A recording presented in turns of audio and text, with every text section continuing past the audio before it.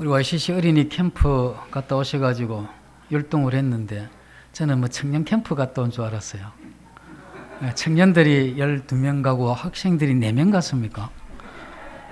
그래서 우리 주일학교 학생들 숫자 때문에 우리 교사들이 굉장히 고민이 많고 또 토요일마다 동네 놀이터 가서 이렇게 전도하는데 이게 좀 쉽지가 않는 것 같습니다. 우리 기원들이 앞으로 이제 전도할 때 한 30대 좀 겨냥해서 복음을 많이 전하면 좋겠습니다. 왜냐하면 그 자녀들이 딱 초등학교 다닐 정도에 그렇게 되면 주일학교 부흥을 위해서 굉장히 좋지 않나 하는 생각을 해봅니다. 오늘은 이 지난주에 이어서 사도행전 20장 보시겠습니다. 222페이지 사도행전 20장 20절 유익한 것은 무엇이든지 공중 앞에서나 각 집에서나 거리낌이 없이 여러분에게 전하여 가르치고 유대인과 헬라인들에게 하나님께 대한 회개와 우리 주 예수 그리스도께 대한 믿음을 증언한 것이라.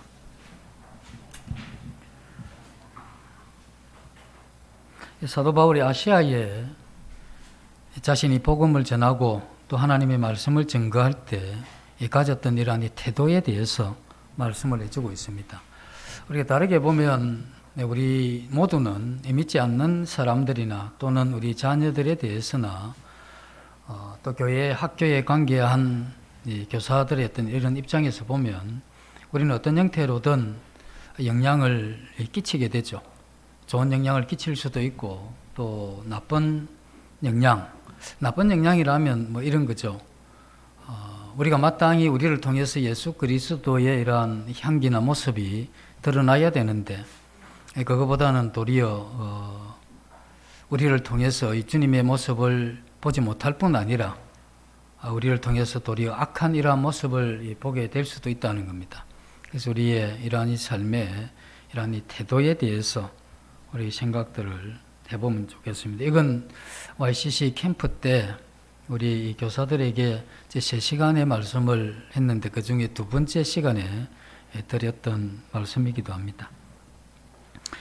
오늘 여기서 보면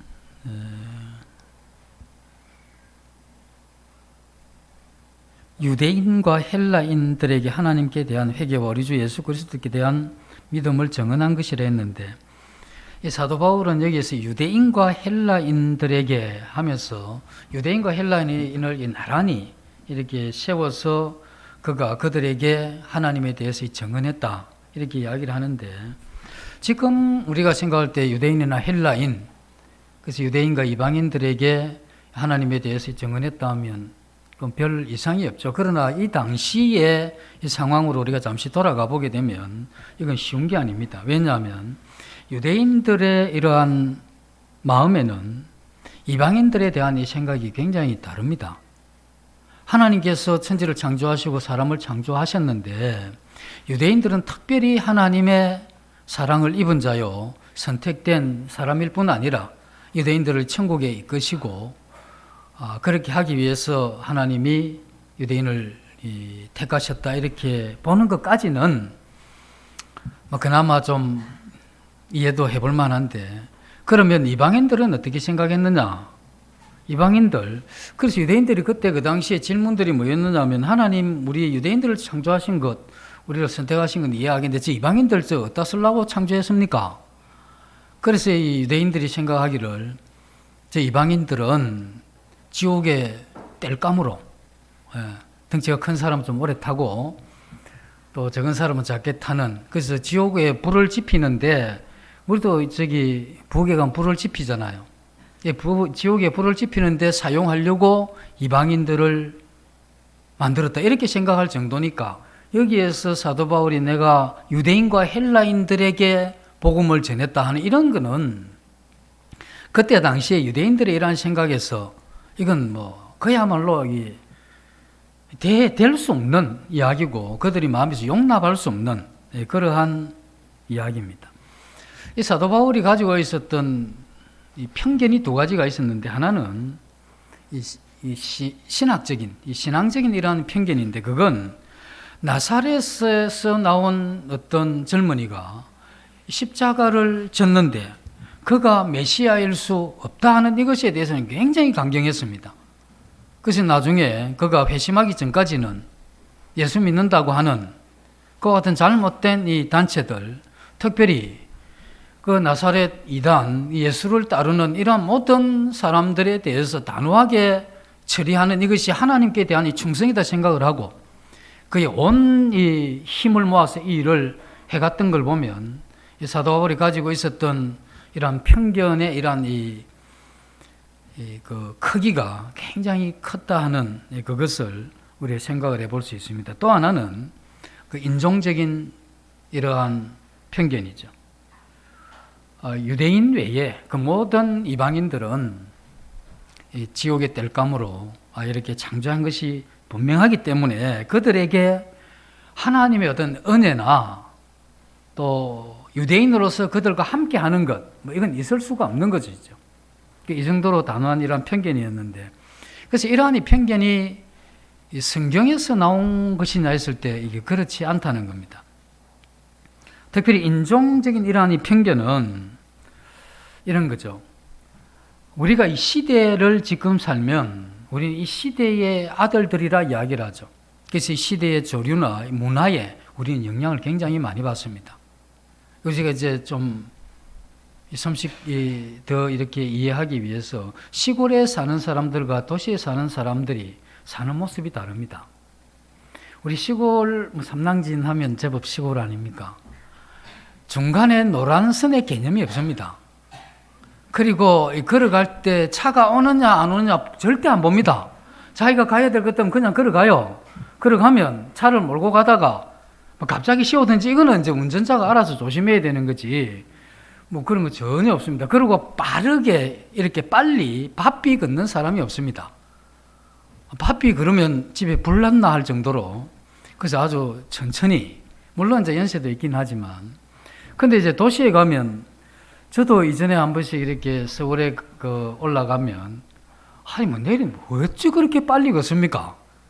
그래서 저도 이렇게 천천히 걸으면 백수 같아서 일단 저도 걷는 대로 보폭을 맞춰서 좀 따라 걸었더만 이렇게 제가 빨리 걸을 필요가 없는데 그렇게 걷지 않으면 안 되는, 이게 뭐냐면 그 도시의 문화와 이 시골의 문화의 이런 차이 아니겠습니까? 하물며 이 시대에 흐르고 있는 이 정신이 있는데 이러한 이 정신은 모든 이 사람들의 이러한 이 정서 속에 젖어들어 있고 또 그와 같은 이러한 삶을 살아가는 것이죠. 요즘 일본에 대해서 굉장히 좀 불편해하죠, 우리가. 네. 다른 건 대답 안 하시던데 이건 어떻게 대답까지 다 하십니까? 그래서 우리가 이제 왜 이렇게 불편해 하느냐 하면 우리가 옛날에 받은 상처는 교훈만 받고 빨리 잊어버리는 게 그리스도인의 이런 가치관 아닙니까? 그죠?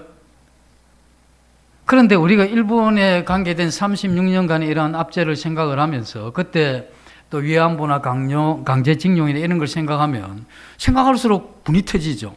그리고 이제 일본에서 하는 태도나 이런 걸 보면 더더욱 이제 그런 게 있는데 우리 성경적인 입장에서 볼 때 그러한 이 과거는 각각의 이러한 이 죄로 인한 나타난 현상이고 또 우리가 어려움을 당했다 할지라도 그러한 부분에 대해서 우리가 다시는 그런 일이 일어나지 않도록 정신 똑바로 차리고 살고 우리도 힘을 기르고 그러한 일에 대비해서 이렇게 사는 게 필요하다. 여기서 끝을 내야 되는데 우리도 그걸 이제 생각을 하면서 굉장히 마음에 분노가 일어나고 지소미아가 파기될 때 굉장히 기분 좋아하면서 이런 게 뭐냐 하면 우리 마음 가운데 외세의 어떤 그러한 이 공격이나 이런 게 있을 때 우리 민족들이 이렇게 힘을 합치고 어떤 동질성을 강화시키는 이런 것이 강해지죠.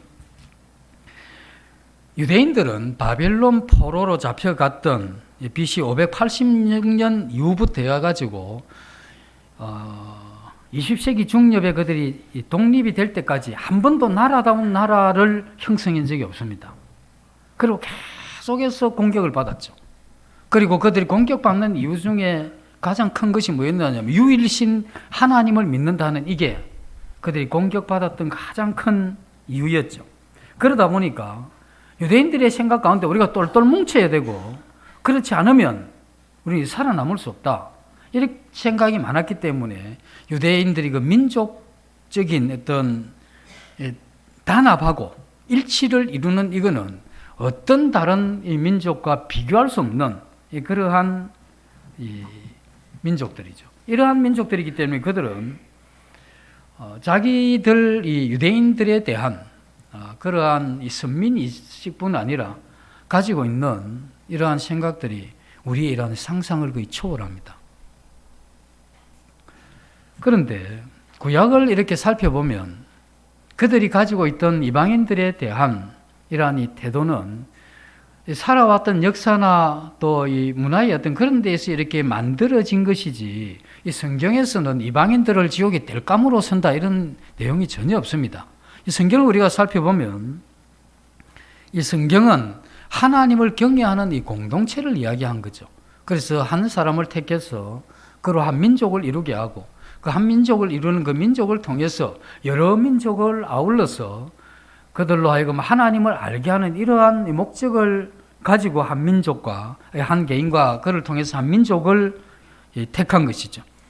그래서 유대인들은 어떻게 보면 혈통과는 하나님의 뜻은 혈통과는 그렇게 상관이 별로 없습니다. 아브라함을 통해서 그 후손들 그렇게 해서 한 민족을 이루었지만 혈통이냐 해서 혈통이라기보다는 이런 혈통을 통해서 이 믿음이 전수되고 또 이어져 가기를 기대한 것은 사실이지만 혈통을 이렇게 제한한 이런 것은 전혀 아니다는 겁니다. 믿음의 조상인 아브라함이 이삭을 낳았죠. 이삭이 두 자녀를 놓는데 야곱과 에서를 놓지 않습니까? 그런데 에서도 어떻게 보면 믿음의 혈통인데 에서는 그 믿음의 혈통에서 떠나갑니다. 이걸 보면 유대인들이 어떤 혈통 중심이라고 하면 그 혈통에 다 이렇게 있어야 되는데 이 에서가 떠나가게 되죠. 그런가 하면 우리야 같은 경우에 그는 헷 사람이죠. 그리고 갈렙 같은 경우에도 가나안 원주민입니다. 그 아는 대로 기생 라합이나 또 출애굽을 할 때 많은 잡족들이 나오는데 이 다 이방인들이죠. 하나님께서는 어떤 이스라엘 한 민족만 생각했던 게 아니고 그 민족을 통해서 여러 이러한 모든 이 사람들을 하나님께로 이끌려고 한 그러한 계획이었지. 그 한 민족 어떤 혈통에 관계된 그것이 아님에도 불구하고 그 당시 유대인들은 성경에서 나오는 그런 의미보다는 그 시대의 이러한 문화와 또 자기들이 이제 그 겪어왔던 어떤 과정 가운데 형성된 이런 것들이 이 성경보다 우선했던 겁니다. 그래서 그들은 인종적인 이런 편견이 굉장히 컸죠. 그래서 우리도 가지고 있는 이 어려움 중에 하나가 성경에서 이야기하는 것보다는 지금 이 시대의 정신이나 문화 또 우리가 살아왔던 어떤 과거의 역사 이런 것들이 어쩌면 하나님의 이러한 말씀보다 우선할 수가 있죠. 사도 바울이 가졌던 이러한 이 정신, 이건 유대인들의 이러한 사고방식인데 유대인의 사고방식은 굉장히 통합적이면서 내면적입니다. 이 내면이 그들이 신앙을 하기 때문에. 그런데 헬라인들, 이방인들이 가졌던 건 뭐냐면 외면적이면서 분석적입니다. 그러니 이게 안 맞을 수밖에 없죠. 유대인들이 그 헬라인들을 보면 이거 뭐 말만 번지르르 하고 뭐 신비한 게 없다는 겁니다. 그런데 이제 헬라인들이 이방인들이 유대인들을 보면 이게 뭐 이게 좀 논리적인 분석적인 게 없어요. 뭐 하나님이 그렇다면 덮어놓고 가는 겁니다. 그러니까 이 헬라인 이방인들이 볼 때는 이 유대인들이 이게 벌써 이 사고가 안 맞는 겁니다. 이게 뭔가 하나님이 천지를 창조했다 이러면 헬라인들은 그 분석하고 사고하고 이래야 되는데 유대인들은 막 덮어놓고 믿는 겁니다. 근데 유대인들은 덮어놓고 믿는데 우리도 덮어놓고 믿죠. 덮어놓고 믿는데 그럼 그것까지 좋은데 이제 유대인들이 어떻게 생각하느냐면 분석하고 막 말은 어떻게 논리가 번지르르하게 좋았는데 이 신비한 이 신적인 요소가 전혀 없기 때문에 완전히 이건 하나님을 떠난 이방인이고 이들은 지옥의 땔감으로 세계에 적절하기 때문에 막 그렇게 막 살다 가도록 버려두는 뭐 그런 정신들이 함께인 것이죠. 이 로마가 그때 당시 세계를 지배를 했죠. 로마가 세계를 지배하기 전에 그 전에 이제 마게도냐가 지배를 했는데 그때 당시 알렉산더 대제라고 하는 이 훌륭한 이 황제가 나와서 전 세계를 장악하려고 했던 이유가 뭐냐면 이 알렉산더 대제가 이 땅에 욕심이 있었던 게 아니고 헬라 이 문화가 이 알렉산더 대왕이 볼 때 이만한 문화는 전 세계에 없다. 그러니 이 문화를 모든 민족들이 이 모든 세계의 사람들이 이 문화를 누리게 하기 위해서 어쨌든 이 헬라 문화의 이 사도적인 이러한 이 사명감을 가졌던 사람이 알렉산더 대왕이죠. 그래서 그는 정복했던 나라에 제일 먼저 했던 게 뭐냐 헬라 문화를 심은 겁니다. 그리고 이 문화를 누리게 하려고 했던 이게 이 알렉산더 대제였는데 그런데 이제 이 문화가 로마에 의해서 지배가 되죠. 로마가 이제 그걸 이렇게 지배하면서 로마가 그 헬라 그 제국에 대한 이런 부분을 지배하긴 했지만 이 로마는 그 문화 자체는 이 헬라 문화에 이러한 영향을 받게 되고 그걸 지배하기보다는 문화는 이 로마도 헬라 문화 쪽으로 들어갑니다. 그래서 그리스 로마 신화로 하죠. 이 로마 신화는 전부 헬라 신화의 영향을 다 받은 겁니다. 그만큼 헬라 이런 쪽에 가지고 있는 정신이나 자존심이나 이런 것들은 굉장히 큽니다. 그러니 이 헬라 문화를 가진 이방인과 또 유대인들이 하나님 하면 이건 뭐 여기 하나님과 뭐 다르다 이러면 여기 뭘 갖다 놓을 수가 없지 않습니까? 우리도 그렇지 않습니까? 하나님을 믿는 이런 믿음, 예수 그리스도로 통해서 구원받을 수 있다. 그 외에 다른 길이 없다고 하는데 옆에서 뭐 행위가 필요하다. 이건 뭐 갖다 놓을 수 없는 거잖아요. 그러니 유대인과 헬라인들이 가지고 있는 이 정신이 굉장한 차이가 있을 뿐 아니라 이 뭐 함께 한다는 이건 상상도 못할 시대가 언제냐면 바로 이 시대였습니다. 그러니 이 시대에 이러한 상황에서 이 사도 바울이 자기가 유대인과 헬라인들에게 하나님께 대한 회개와 예수 그리스도의 이러한 복음을 증언했다. 이러면 정상적인 유대인들은 이 사도 바울이 똑바로 안 볼 수가 없습니다. 그러니 그때 당시에 예수 믿는 이러한 사람들이 유대인들에서 이 핍박을 받을 수밖에 없고 그런 정신을 계속 가져왔기 때문에 지금도 유대인들이 이 하나님을 믿을 수가 없는 것이죠. 하나님을 믿지만 예수 그리스도를 믿을 수 없는 이와 같은 편견이 계속 이어져 오는 거죠. 그러니 이러한 가운데 이 사도 바울이 헬라인과 유대인들에게 하나님께 대한 회개와 예수 그리스도께 대한 이 복음을 증언했다 하는 이런 말은 지금 우리에게 뭘 가르쳐 주고 있느냐 하면 우리들이 가지고 있는 이 편견에 대해서 우리는 이 시대의 영향을 받기 때문에 이 시대의 정신이 우리에게 많이 스며들어 있기 때문에 이 세상은 편견이 있습니다. 이 세상에 가서 왜 공평하지 않느냐? 공평 없습니다. 똑같이 한 사람으로 대우고 그런 거 없습니다. 이 시대나 이 세상은 그런 거 없습니다. 그래 거기 가서 공평, 그래서 그 하는 이야기가 공평하다고 생각이 안 들면 힘을 기르라 하잖아요. 그래서 힘을 기르서 위에 올라가든지 힘이 없어서 밑에서 그렇게 하든지 이렇게 해야 되는 거지. 이 세상이 우리가 원하는 성경이 원하는 그러한 이 공평한 하나님 앞에 가치에 있어서나 이런 공평함이 이 세상에 없습니다. 이 세상에 돈이 많은 사람과 돈이 없는 사람이 같이 가면 이 세상에 누구를 알아주겠습니까? 권력이 있는 사람과 일반 힘없는 서민이 갔을 때 누구를 더 이렇게 알아주겠습니까? 우리는 돈도 있어 본 적이 없고 권력이 있어 본 적이 없을 뿐 아니라 그렇게 있는 사람하고 같이 다녀보지를 못했기 때문에 그걸 잘 모를 수가 있죠. 그래서 이러한 이 세상은 생각보다 이렇게 공평하지가 않습니다. 편견이 있어요. 그래서 베드로가 이 고넬료가 하인을 보내서 초청하기 전에 하나님이 환상을 3번이나 보이는 겁니다. 잡아먹으라. 베드로가 나 더러운 거 그거 안 먹습니다. 계속 거절하죠. 그러니까 하나님 뭐라 하면 나중에 내가 깨끗하다고 했는데 네가 왜 자꾸 더럽다 하냐. 이렇게까지 이야기를 하고 이제 데리러 오니까 가라 이렇게 이야기를 하잖아요. 그 정도 안 하면 베드로가 안 움직입니다. 왜냐하면 이 편견 이 자체가 거의 뭐 머리끝부터 발끝까지 뼛속까지 핏줄까지 이렇게 딱 편견이 잡혀 있기 때문에 그 정도로 안 하면 이게 깨지는 게 아닙니다. 그래서 우리가 가지고 있는 이러한 편견, 이건 이제 신약 교회 야고보서에도 보면 그런 편견이 있었죠. 부자가 들어오면 아이고 어서 오시라고, 좋은 자리가 여기 있는데 좀 편히 앉으시면서 어떻게 좀 그렇게 하시라고.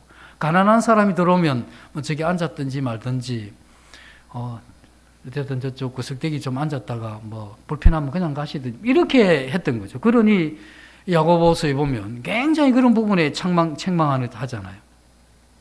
이와 같은 이 정신이 있는데 이 교회에 가지고 있어야 되는 이 정신은 세상이 가지고 있는 이 정신과는 달라야 되는 거예요. 이 교회에서는 이런 편견이 없어야 되죠. 그래서 우리가 조심해야 되는 건 또 부자가 들어오거나 또 권력이 있는 분이 들어왔을 때 그걸 말이 깡그리 또 무시하는 겁니다. 그게 그렇게 해서는 안 되고 또 노력해서 그렇게 했으면 인간적으로 그런 건 인정을 해주죠. 그러나 가진 자나 안 가진 자나 영혼에 대한 가치나 또 우리가 하나님 앞에서의 그러한 이 아름다움 이런 부분에 대해서는 똑같은 거죠. 그러나 우리가 그러한 부분에 예의는 갖춰야 되지만 우리 마음에서부터 이렇게 높낮이를 둔다 하는 이건 있을 수 없는 것이죠. 그래서 교회가 가지고 있어야 될 이 정신은 이 세상이 그렇게 편견이 있다 할지라도 이 교회에서는 그것이 있어서는 안 되는 거죠. 그래서 우리가 이 세상에 나갔을 때 우리가 모든 사람들이 편견을 가지고 살아도 우리는 그런 사람들을 향해서 편견을 가지면 안 됩니다. 편견을 가지게 되면 우리 그리스도의 이러한 이 정신에 위배가 되죠. 그리고 어려움이 되는 겁니다. 그때부터 우리는 대인관계에 있어서 주님이 주시는 이 대인관계에 실패하게 되는 겁니다. 우리가 고도자를 대하든 성도님들을 대하든 이 편견 없는 이러한 이 정신, 이게 우리가 가져야 될 이러한 이 정신이라고 이 성경에서 우리에게 이야기를 해주고 있는 것이죠. 우리가 이제 그 가르침에 이렇게 함께하는 이 교사들이나 또 이 세상에 이제 영향을 이렇게 끼쳐보면 우리가 이제 안 믿는 분들한테 복음을 전하면 복음을 듣는 분이 야, 이제 하나님의 말씀이 들려지는구나. 내가 이 말씀을 통해서 이제 지옥에서 천국으로 옮기겠구나. 내 인생에 있어서 가장 중요한 시간이다. 그래서 삶과 몸을 조아리고 정신을 집중해서 이렇게 들어주느냐? 아닙니다. 또 예수 믿는 사람이 입을 열었으니 저 입 언제 다물까 이 생각을 하면서 그 좀 짧게 하면 좋겠는데 점점 길어지면서 얼마나 불편해합니까? 그렇지 않습니까? 우리가 그럼에도 불구하고 우리가 그러한 이 마음으로 계속해서 이러한 것을 전해야 되는데 우리에게 그러한 그 사람도 우리에 대한 편견을 가진 거죠. 예수 믿는 사람 말이 많다. 그리고 앞뒤가 막혔다. 그리고 뭔가 하나님이라 하면 뭔가 꽉 막힌 헬라인들이 유대인 생각하듯이 뭔가 이렇게 분석적이지 못하고 논리적이지 못하다 막 이런 생각을 가지고 우리를 다가오는데 우리가 그분들한테 복음을 전하면 그분들이 지금 이 정신이 그렇는데 이 웬간해가 잘 먹히겠습니까? 그렇다 할지라도 자세가 불량한 고도자라 할지라도 우리가 편견 없이 자세가 좋은 고도자든 불량한 고도자든 우리 마음에서 그들을 향해서 편견 없이 진실되게 우리가 복음을 전해야 되는 이것이 우리 그리스도인들이 가져야 될 그러한 정신이죠. 그래서 우리 교회 내에서도 여러 가지 이러한 가르침이 있고 소그룹이나 또 1대1의 이러한 교제가 있을 때 그러한 교제 때의 상대의 이 자세 불량에도 불구하고 우리가 그러한 부분에 대해서 진실되게 이렇게 증거하는 이런 문화들이 이 교회에 필요하죠. 그러면서 사도 바울이 유대인이나 헬라인에게 하나님께 대한 이 회개와 예수 그리스도에 대한 믿음을 정언한 것이라 이렇게 이야기를 하죠. 그래서 하나님께 대한 회개와 예수 그리스도께 대한 이 믿음, 이게 사도 바울이 그 평생에 그 마음에 품고 다녔던, 그리고 그가 전하고 또 전했던 그러한 핵심적인 내용입니다. 그는 이 내용을 증거할 때 그는 편견 없이 전했을 뿐 아니라 이 내용에 대해서 어떻게 정언했느냐 하면 정언했다 이렇게 이야기를 합니다. 정언했다. 이건 이제 법정에서 쓰는 이제 그런 용어인데, 분명하게 그것을 목격했거나 경험했던 사람이 이 정인으로 서서 그걸 정언하는, 이걸 이야기를 하는 것이죠. 우리가 영향을 끼칠 때 우리 그리스도인들은 어쨌든 하나님에 대한 이 복음이나 내용을 우리가 전달을 이런 형태든 저런 형태로든 하게 되는데, 이것을 하게 될 때에 우리가 가지고 있어야 될 이 세 가지가 있는데, 그 첫 번째가 뭐냐면 지적인 요소입니다. 우리가 뭔가 이렇게 전달할 때는 내가 가지고 있는 내용이 매우 분명해야 됩니다. 그래서 이제 듣는 사람이 무슨 이야기 했습니까? 3번 물었다면 더 이상 이야기하면 안 돼요. 왜 안 되느냐 하면 내가 가지고 있는 게 이게 혼란스러운 걸 내가 가지고 있는 거예요. 다시 뭐 한 번 정도 물을 때는 자기가 뭐 잘 못 들었던, 뭐 집중을 못 했던, 귀가 어두웠던, 뭐 그래서 한 번 더 묻는 건 되는데, 2번, 3번 묻는다 이러면 내가 이야기를 잘 못 한 것 같아 하고 집에 가서 다시 생각을 해야 되죠. 우리가 전하는 내용은 분명한 이러한 내용이 있어야 되는 겁니다. 그래서 내가 뭔가 이야기를 하고 나면 그 사람이 내 내용을 이해를 했다는 생각이 내가 들어야 되고, 그리고 그 이해했다 하는 그 안에는 뭐가 있어야 되냐면 지적인 내용이 분명히 있어야 됩니다. 우리 학교 다니거나 이럴 때 잘 가르치는 분들 있죠. 그런 분들은 편하게 듣는 사람들이 굉장히 편합니다. 내용이 잘 전달이 되면. 근데 이게 잘 못하는 사람이 있어요. 이렇게 이제 준비 없이 이렇게 또 설교하게 되면 이제 창세기 들어가가지고 계시록에서 나와야 되는데, 뭐 저 장문에 가서 길을 잃다가 뭐 다시 창세기로 나오려고 말로가 하다 이러다 시간 다 돼가 내려와 버리면 나중에 내려서 오늘 많이 한 것 같은데 내가 뭔 이야기인지 잘 모르겠다 이러면 이 문제가 있는 거죠. 그래서 우리 그리스도인들이 안 믿는 사람이나 믿는 사람들에게 뭔가 이야기를 할 때는 내용이 분명해야 됩니다. 이것이 우리가 그들에게 가지고 있어야 될 것이고, 두 번째가 뭐냐면 내가 이야기를 했으면 옳은 이야기를 하잖아요. 옳은 이야기를 하면 그가 변화되면 굉장히 좋은 겁니다. 내가 했던 옳은 하나님의 말씀을 따라서 복음을 전했는데 그가 이 복음을 믿는 것, 믿고 변화되는 것, 이게 굉장히 좋은 거잖아요. 그래서 우리는 이와 같은 믿고 변화되는, 이와 같은 때 이 일이 이루어지기 위해서 중요한 부분이, 들었던 그 내용이 힘이 있으면 그 사람의 정서에 전달이 됩니다. 감동이 되죠. 그래서 나도 저렇게 해야 되겠구나 하는 이것이 생기는 겁니다. 이 사도 바울이 하나님께 대한 회개와 예수 그리스도에 대한 믿음을 정언했다고 했을 때 사도 바울은 하나님께 대한 회개와 예수 그리스도에 대한 믿음을 듣고 머리로 이해한 게 아니고, 물론 그 이해는 먼저 했겠지만 이해하고 난 이후에 그가 하나님 앞에 회개한 겁니다. 얼마나 회개했느냐 하면 갈수록 그 회개의 그 강도가 심해진 거죠. 그래서 마지막에 자기가 죄인 중에 개수라고 할 만큼, 이건 뭐냐면 나 인간 아닙니다 하는 거하고 똑같은 거고, 짐승이다 하는 거 똑같은 거죠. 그만큼 자기가 이 마음에 완악한 걸 이 세월이 지나면서 너무 봤기 때문에 이걸 볼 때마다 이런 나를 구원하신 하나님 앞에 안 엎드렸겠습니까? 그러니까 하나님께 대한 회개가 그의 일하는 삶에서 이 경험적으로 강력한 겁니다. 저도 오늘 아침에 일어나서 말씀을 보면서 어떤 생각이 들었느냐 하면, 제가 요 구절을 생각하면서 하나님께 대한 회개, 요 부분을 생각하면서 우리 그리스도인들이 왜 변화되지 않느냐 했을 때, 하나님께서 우리를 사랑하셨고 또 아끼시던 아들을 보내서 십자가에서 우리를 위해서 희생시켰는데, 내가 그것을 느끼는 강도가 굉장히 약하다는 거예요. 내가 지은 이 죄가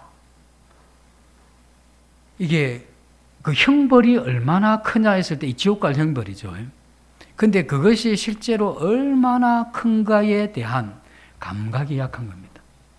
우리는 되게 어린 자녀들이 그냥 믿어주는 거죠. 어릴 때는. 하도 부모님과 선생님이 믿으라 하니까 이거 믿어주는 거예요. 이런 형태의 믿음을 가지게 되면 하나님께 대한 회개가 굉장히 약해져요. 그래서 하나님이 내게 이와 같은 은혜를 베푸셨는데 그리고 내가 이거 뒀으면 이거 뭐 다시는 돌아올 수 없는 이 지옥에 떨어졌을 텐데 그리고 죄에 대한 이 벌이 이만큼 하나님이 그 불꽃 같은 눈으로 그의 이 주석 같은 이러한 이 발로 우리를 밟으면서 심판하실 그 심판당할 내 죄가 하나님에 의해서 이렇게 회복되었다 하는 이런 것이 강하게 느껴지는 만큼 이 정언하는 힘이 강해져요. 그래서 이 전도자들 안 보셨습니까? 전도자들 이렇게 보시면 지옥 이야기할 때 가봤던 사람 같아요. 그 조용히 불러 형님 뭐 꿈에 한번 다녀왔습니까? 절대 그런 일 없대. 근데 그게 뭐냐면 그런 분들이 이 전도자들의 특징이 뭐냐면 그런 것이 굉장히 강해요. 그 어떻게 이 복음을 안 전하고는 안 된다 이거지. 왜? 이런 내가 이와 같은 은혜를 입었는데 이게 뭐냐면 그런 말씀과 그 상황이 이렇게 마음에 깊이 경험이 된 거죠. 그게 그렇게 강하게 경험이 되니까 예수 그리스도의 은혜도 이게 남다른 겁니다. 그래서 500데나리온 빚진 사람하고 1만 달란트 빚진 사람이 이렇게 탕감하면 누가 더 감사하겠냐 이 이야기가 그런 거죠. 그래서 우리가 하나님께 대한 이 정언이 힘이 다 다릅니다. 이게 이제 복음을 전해도 힘이 다 달라요. 말씀을 전해도 힘이 다 다르죠. 이 정언의 힘이 약하면 이게 이 전달해도 이게 약해요. 뭐 굉장히 그 현란한 단어와 뭔가 휘황찬란한 이러한 구변과 언변으로 뭔가 이렇게 지나가긴 지나가는 것 같은데 저 문을 나서면서 아마 다 잊어버리는 겁니다. 그리고 다음에 그걸 해도 저거 했는지 안 했는지 잘 기억이 안 나죠. 우리의 이러한 그리스도인들이 전하는 이 모든 건 정언의 힘이 있어야 되는 겁니다. 그래서 사도 바울이 하나님께 대한 회개와 주 예수 그리스도에 대한 믿음을 내가 정언했다는 거잖아요. 그래서 사도 바울이 가면서 그렇게 많은 이 교회를 세우면서 영혼들을 이끌었던 그 강력한 힘이 뭐냐면 정언의 힘입니다. 힘이 굉장하죠. 그래서 하나님께서 우리에게 이 정언할 수 있도록 도우셨는데 그건 우리로 하여금 하나님의 말씀과 성령의 이러한 역사로 그러한 이 경험 가운데 깊이 이렇게 들어가게 되는데 우리가 만약에 거룩하게 삽시다 이야기를 하잖아요. 그리고 이제 내용도 있어요. 거룩하게 살자는 내용도 있고 그것도 하나님의 말씀이고 자 그런 이제 말씀이 이렇게 전해졌는데 똑같은 사람이 다른 사람이 똑같은 내용을 전했다. 그런데 언제 힘이 있느냐 하면 거룩하게 내가 살고 있거나 또 살아왔거나 살려는 마음이 있거나 그리고 거기에 대해서 힘을 다해서 그런 삶을 추구하거나 이런 사람이 거룩하게 삽시다 이러면 전달이 돼요.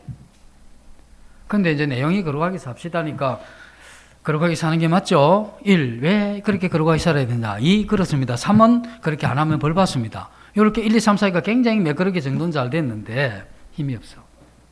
왜냐하면 그 자신이 우리가 전하는 어떤 내용이든 내가 그것을 경험했거나 경험 중이거나 또는 그렇게 내가 못 살았지만 내가 그렇게 살려고 하는 그러한 강한 의욕이 있거나 이런 게 있을 때 그게 힘이 있어요. 그래서 우리가 해야 되는 이 부분이 이러한 정언의 힘을 우리가 살려내야 되는 것이죠. 우리가 이제 주일학교 이 교사들은 학생의 이제 교사들이나 또 우리 자녀들에게 이렇게 복음을 전할 때 어떤 그런 자녀 그런 이야기를 했습니다. 이때가 십자가 이야기를 많이 많이 들었는데 들을 때마다 저기 십자가 있는데 너 가서 한번 무릎 꿇고 회개해라 이렇게 들렸는데 어떤 선생님이 십자가를 이야기를 하면서 울먹울먹하면서 제대로 말도 못하면서 십자가 이야기하는 그때에 자기가 이거 믿어야 되는구나 그렇게 생각했다. 말도 별로 잘 못했는데 이게 뭐냐면 그 자신이 경험한 게 이렇게 딱 전달되면 전달받는 사람은 어떤 생각이 드느냐 하면 저 사람은 내가 알지 못하는 걸 알고 있다는 느낌이 들어요. 그리고 그 명백한 어떤 사실을 누리고 있다는 것도 딱 느껴지죠. 그래서 내가 지금 이론이 아무리 휘황찬란해도 저 사람이 저 느끼는 저 경험을 내가 하는 게 필요하다. 이렇게 딱 돼야 되는 거죠. 이렇게 될 때 이게 전달이 제대로 되는 것이죠. 그래서 우리가 그런 것이 없으면 이 정언이 아니고 발언하는 겁니다. 이 발언하는 건 내용은 이야기가 되지만 힘이 거의 없죠.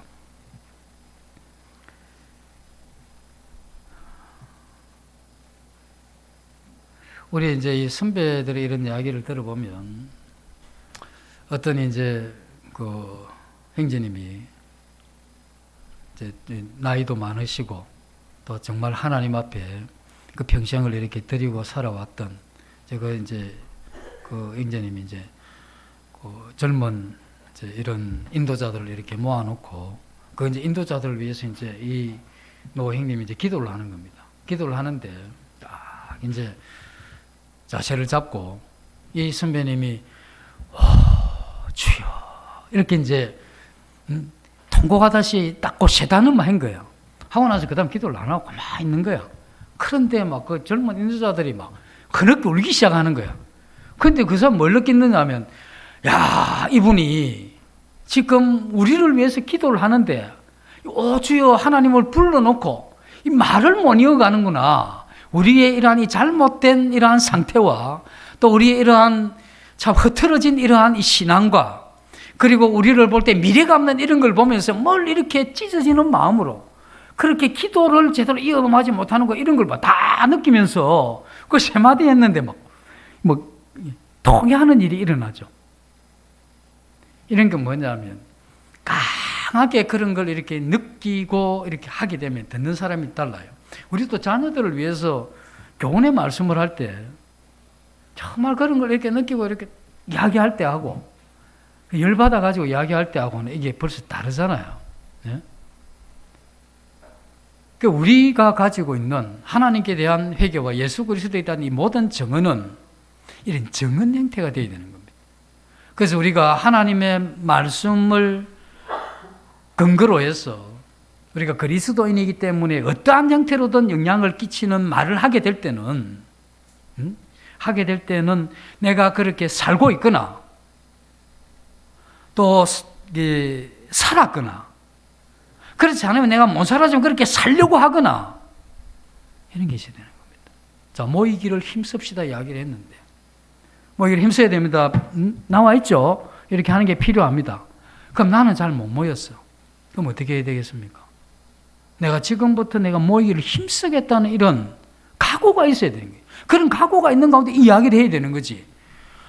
자기는 뭐 바쁘면 안 나오고 뭐 약간 힘들면 안 나오고 그러면서 뭐 모이기를 힘쓰시다 니나 잘 모이세요 뭐 속으로 이렇게 되잖아요. 이게 똑같은 거라. 경건하게 삽시다 이래 놓고 자기는 경건하게 전혀 안 보이는데 너나 잘 경건하세요 이래 될 거 아닙니까? 근데 어떤 성도 하나님 앞 깊이 회개해가지고 나 진짜 나 인간인 줄 알았더만 자세히 보니까 인간이라고 보기가 힘듭니다. 왜? 내 안에 이렇게 부패한 줄을 내가 하나님 말씀을 통해서 이렇게 깨닫고 요즘 정말 나만 생각하면 밥맛이 없습니다. 내가 나를 이렇게 싫어한 적이 평생에 처음이고 하나님께서 이런 나를 사랑했다는 게 도저히 이해가 안 되고 이런 나를 위해서 그 아들을 보내서 희생시켰다는 것은 있을 수 없는 일이다. 이런 걸 내가 최근에 느끼면서 정말 나를 보면 살맛이 안 납니다. 이런 사람이 이야기를 하면서 우리 참 진짜 인간 아닙니다. 정말 우리 부패한 사람입니다. 이런 이야기를 하면 이거 확 전달이 돼요. 이런 어떤 이 정언의 힘을 가지는 이런 것이 우리에게 필요한 것이죠. 그래서 우리는 그렇게 살고 있거나 살았거나 또 살려고 하는 이러한 이 정신이 없이는 가르치면 안 됩니다. 그 모든 가르침에서 일단 다 내려놓는 게 좋습니다. 교회 그런 가르침 그래도 그 정도로 없어도 됩니다. 우리 어제 청년들하고 은사에 대해서 이야기를 했지만 은사가 있지만 은혜가 없으면 그 은사는 교회의 위협이 됩니다. 더 어려워져요. 정말 내가 그리스도의 사랑으로 그렇게 살고자 하는 마음이 있을 때 가르치든지 어떤 형태로든 하셔도 되지만 나는 그럴 마음이 없는데 그 가르침, 그 내용 수정하는 게 좋습니다. 할 필요 없어요. 우리가 완벽하지는 않지만 내가 그것을 추구한다는 정신은 있어야 될 거 아닙니까? 그래서 우리가 그렇게 못 살아도 되지만 난 그렇게 가고 싶다. 나는 그렇게 가려고 노력하고 싶다. 이런 건 있어야 되죠. 이런 부분들이 우리에게 필요한 겁니다. 그래서 우리는 이 가르침이나 영향을 끼치는 데 있어서 정언의 힘을 아는 사람은 이런 정언의 힘을 가지기를 원하는 건 맞아요. 그거 싫어하는 사람이 어디 있습니까? 그런데 우리가 뭐 다 경험할 수 없잖아요. 다 경험할 수는 없는데 이걸 다 원하지만 이게 잘 안 되잖아요. 근데 이건 진짜 힘이 있긴 한데 얼마나 힘이 있느냐 하면 어떤 사람이 중국에 2달을 갔다 왔습니다. 그래 막 중국에 대해서 음식도 이야기를 하면서 잠자리도 이야기하면서 좀 들은 걸 가지고 중국 문화도 이야기하고 역사도 막 조금 이렇게 이야기를 했습니다. 2달 갔다 온 분이. 중국에 20년 살고 온 어떤 분이 옆에서 잘 못 봤어. 이런 이야기를 하면 20분 동안 막 중국에 대해서 다 이야기를 했는데 20년 살았던 사람이 잘 못 봤어. 내 단어 딱 이야기를 하면 옆에 듣던 사람이 뭐냐면 20분 동안 들으면서 이랬는데 뭐 다 무너지는 겁니다. 그 아무것도 아니고 20년 살았던 이 사람이 지금 이제 뭘 이야기할 거냐 이래 되잖아요. 이 정언의 힘이라는 게 굉장히 큽니다. 그래서 우리가 하나님에 대한 회개와 예수 그리스도께 대한 이 복음을 전할 때는 그것에 대한 경험, 우리가 믿음을 가졌기 때문에 경험을 했는데 경험의 이 무게가 다르다 이 이야기를 하는 겁니다. 그래서 우리의 선배들이 늘 뭐라고 이야기하면 나는 회개하기 위해서 태어난 자 같아 하거든요. 그게 뭐냐, 하나님 앞에 말씀의 빛을 받고 양심이 더 살아날 때마다 옛날에는 죄같지 않았던 것도 더 심각하게 죄로 느껴지고 옛날에는 별 어려운 거 문제 없이 살았던 그것도 이게 하나님 앞에 심각하고 하나님 묻지 않고 살았던 이건 당연했었는데 지금은 내가 이렇게 마음대로 사는 이런 게 깨우쳐지면서 마음에서 이 회개에 이러한 것들이 계속 일어나는 거죠. 그 이러한 사람이 하나님께 대한 회개를 이야기한 거와 회개는 평생 한 번 하는 게 맞다. 한 번 예수님께 돌아서고 난 이후에 하나님께 대해 자신을 돌아보면서 돌이킴이 굉장히 부족한 이러한 상태에서 하나님께 대한 회개를 외치면 느낌이 다릅니다. 영혼에 대해서 복음을 전하는 사람들은 우리가 뭔가 문장을 많이 외우고 예화도 외우고 또 성경 구절도 이렇게 외워서 잘 짜임새 있어 논리 있게 이렇게 전하면 될 것 같죠? 안 됩니다. 그렇게 했는데도 안 되죠. 언제 되느냐 하면 하나님께 대한 회개와 예수 그리스도께 대한 이 믿음, 이게 막 이 마음에서 이게 막 울림이 돼야 되는 겁니다. 그 정말 이거하고 바꿀 건 없다. 이론이 아니고. 그래서 그게 이게 느껴져야 되는 겁니다. 이 세상에 막 다 준다 해도 나 이건 바꿀 수 없는 거고.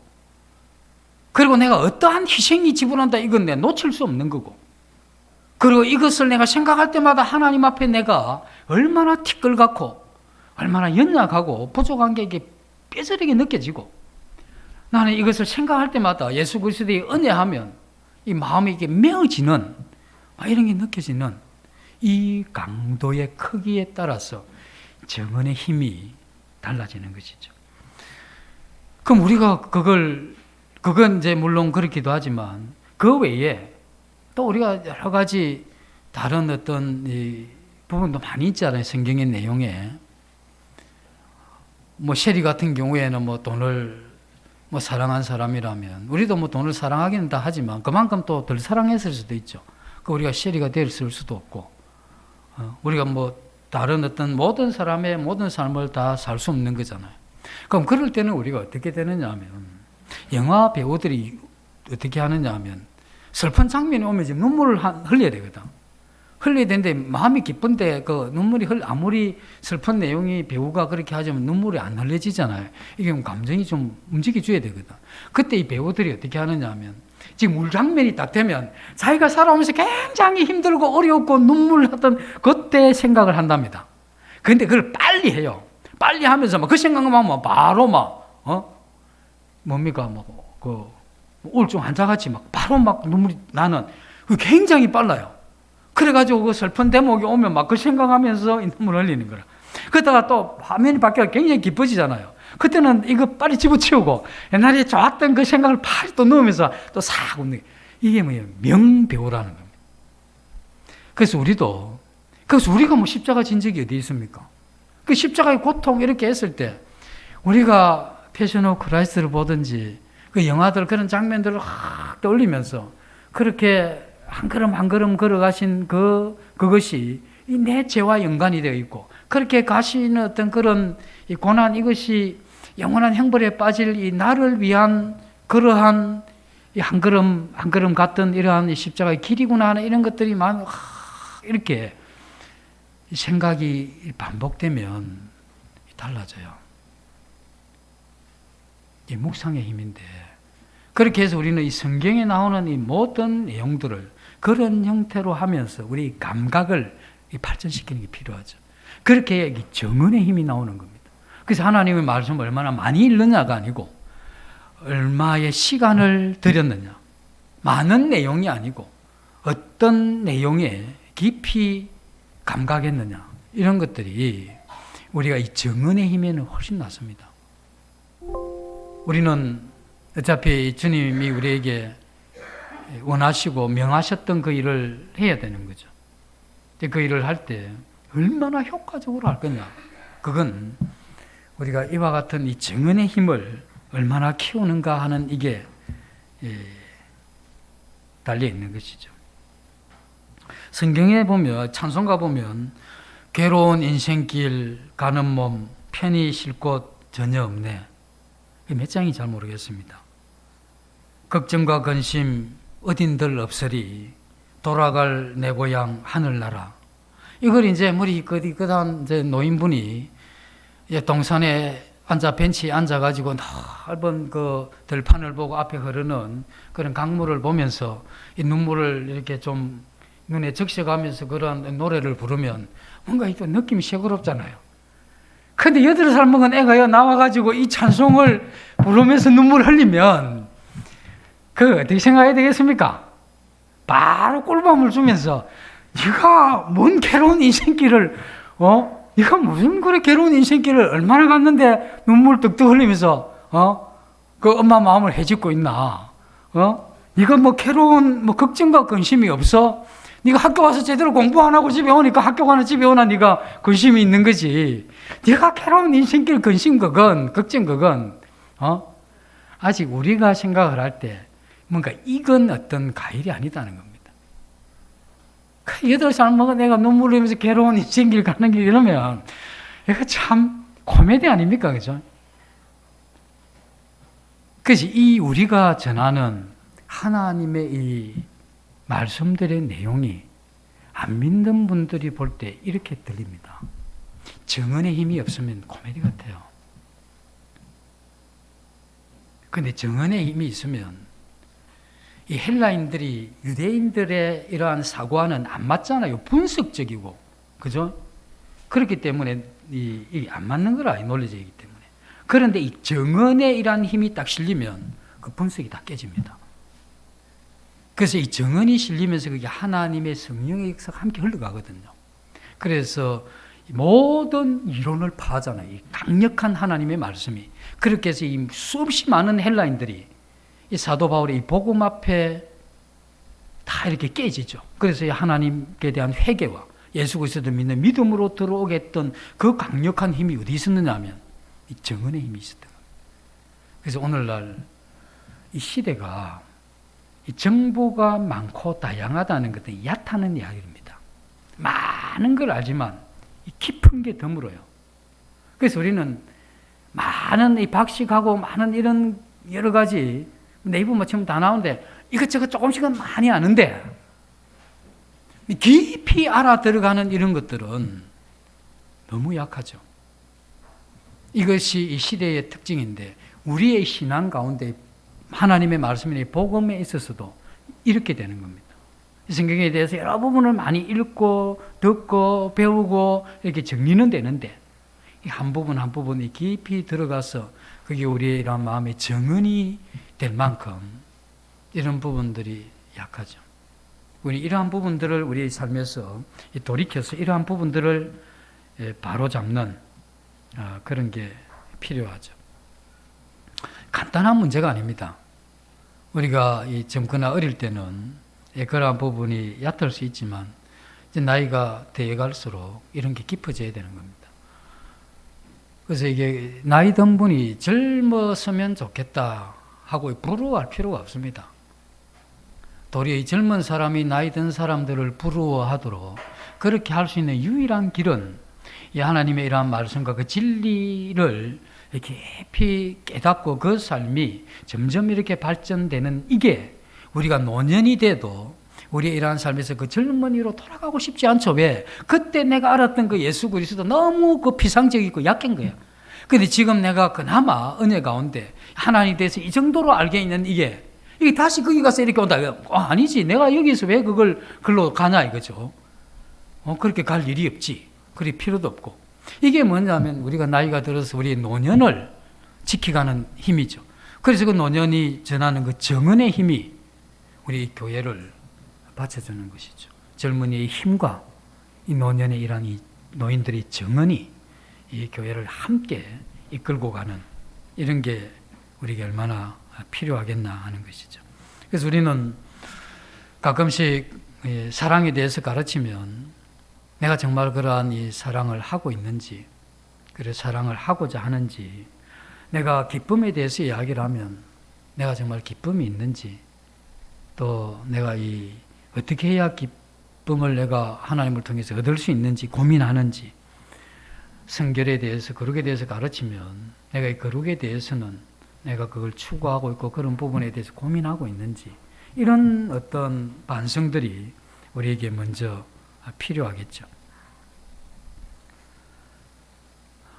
우리는 체험이 있는 이런 걸 통해서 사도 바울이 밀레드에서 에베소 교회 장로를 청해놓고 유익한 것은 공중에서나 각 집에서 내가 가르쳤고, 그리고 유대인이나 헬라인들에게 차별 없이 편견을 깨고 하나님께 대한 회개와 예수 그리스도께 대한 이 믿음을 내가 정언했다. 그 사도 바울은 그러한 이 정언했다는 이 한마디 가운데 그의 삶이 굉장히 농축되어 있는 것이죠. 우리가 똑같은 기회를 하나님으로부터 받았기 때문에 우리가 세월이 지나면 이제 올 연말이 되면 지금보다는 좀 더 이 정언의 힘을 실는 이러한 저희들이 되도록 함께 이제 남은 몇 개월이지만 또 그런 쪽에 마음을 모아서 노력해가면 좋겠습니다. 잠시 기도하고 마치겠습니다. 아버지 하나님,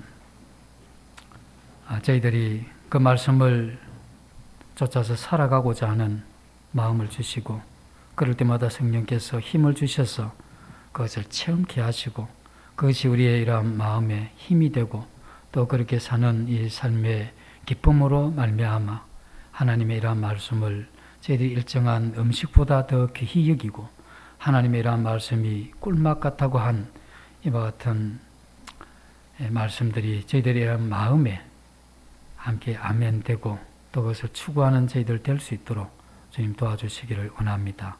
이 모든 예수님 이름으로 감사하며 기도드립니다. 아멘.